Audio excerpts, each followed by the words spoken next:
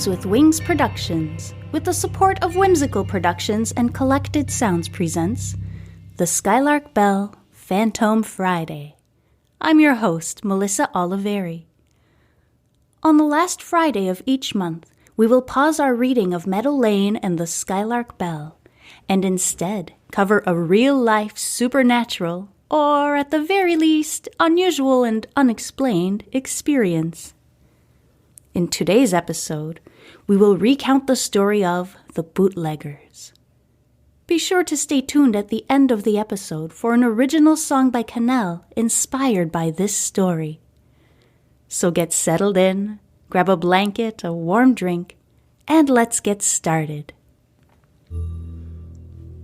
There's something about a huge Victorian house with original wallpaper and ornate woodwork that creates a feeling of connection to a time gone by. My husband and I were hosting an open house at one of his listings, an amazing 3+ story Victorian in the heart of uptown Minneapolis. The home had once been a boarding house and still held on to many of its original details, like stained glass, large stairways with gorgeous wood details, printed wallpaper with delicate floral patterns, and a second stairway at the back of the house that led to what must have been a maid's quarters. In the back was a large garage with a loft above that had once been a carriage house. We had dressed up for the occasion, my husband wearing a suit, and I wearing bright red pants and a cute pair of heels. We stationed ourselves at one end of the large living room, beautiful sun filtering into the room through multiple windows. Across the nearly 20-foot-long room was a beautiful fireplace. To the left of it, a wide opening into the dining room, which featured wooden wall paneling and a built-in buffet.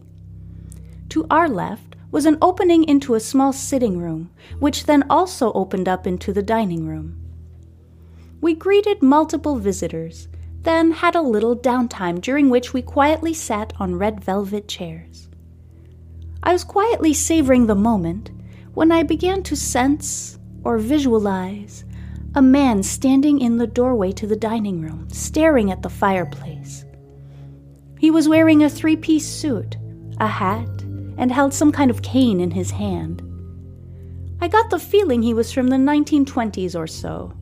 I could hear music from a player piano, the tinkling of drinkware, conversation, and loud women's laughter.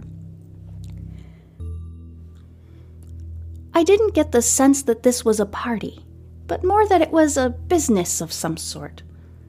I started thinking about the man and wondering, "What's your name?" Suddenly, in my mind, came the name Jim Cam. And I went, "Jim Cam." And I heard back, "Cam, Cam," in a tone that relayed that I wasn't understanding. I thought about it for a moment, then laughed at myself, saying I was making things up, thinking of James Cameron, the filmmaker, or something. At about that time, another group of people arrived to look at the house, a welcome distraction from the strange experience that had just occurred. After the last group had come by, we started making our way around the house to turn off the lights. My husband went up to the 2nd and 3rd floors, while I took care of the basement and the main floor. As I entered the dining room, I got a sudden urge to bend down and inspect the wood paneling on the bottom half of the walls, pressing on different parts of it, as if I expected to find a hidden compartment. From behind my right shoulder, I felt the man softly whisper, "We're bootleggers," with a hint of pride and mischief in his voice, as if he were saying, "You'll never find it. We're good at what we do," and smiling at how naive I was. As we were driving home, I hopped on my phone and did an online search for Minneapolis bootleggers. After a little bit of digging, I found something that stopped me in my tracks. 7 little letters that spelled out the name Kid Can. Can with 2 N's, which when written out can look very much like Cam.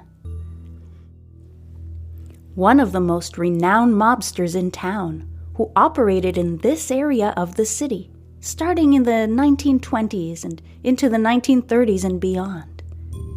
He did his business with the likes of Al Capone and lived to a relatively old age considering his livelihood, and his funeral was held at the Jewish temple, just half a block from the house where I envisioned him. Could the house have been some sort of speakeasy during Prohibition? If so, judging by its location and his notoriety, Kid Can would likely have had a part in it. How fascinating to have experienced a brief moment back in time, even if it was just through a vague, echoing vision. I wonder sometimes if the people in the room that night ever spoke of the ghost girl in the bright red pants and heels who vanished suddenly after Kid Can whispered in her ear. Thank you so much for listening. Join me next week as we resume our adventures in Meadow Lane and the Skylark Bell. In last week's episode, we got an exclusive look into Magpie's secret sketchbook, where she records and sketches details about her unexplained visions. Next week, we read Chapter 15, Blackbirds and Blackberries, where Magpie learns about the tragic event in Lucas's past that shaped the course of his life. Don't forget to subscribe. You don't want to miss a thing. And now, an original song by Canal, inspired by today's story. Here is The Velvets.